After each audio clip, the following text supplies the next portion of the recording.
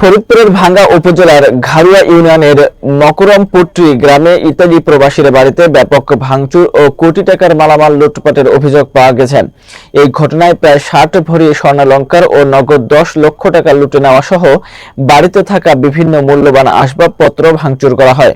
বিস্তারিত থাকছে ওয়াহিদুজ্জামানের প্রতিবেদনে। শুক্রবার দিবাগত গভীর রাতে ভবনের জানালার গ্রিল ভেঙে ৩০ থেকে ৪০ জনের একটি দুর্বৃত্ত দেশীয় অস্ত্র নিয়ে ঘরের ভিতরে প্রবেশ করে ব্যাপক ভাঙচুর ও লুটপাট করে।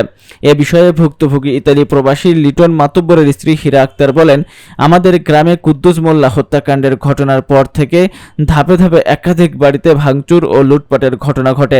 আমরা বিরোধী দলে থাকায় আজ রাতে আমাদের বাড়িতে একদল দুর্বৃত্ত ঢুকে পড়ে বাড়িঘর ভাঙচুর করে, এছাড়াও নগদ ১০ লক্ষ টাকা প্রায় ৬০ ভরি স্বর্ণালংকার নিয়ে যায়। আমি এই ঘটনার বিচার ও আমার পরিবারের নিরাপত্তার দাবি জানাই।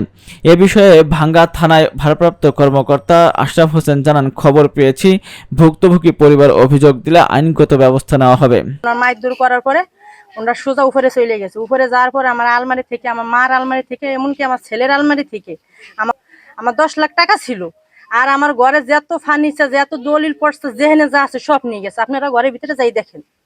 হ্যাঁ, সে উৎপাত করে নিল। আমার দেখেন কি অবস্থা, আমার উৎপাত মারা ধরা উৎপাত করলো। উৎপাত করে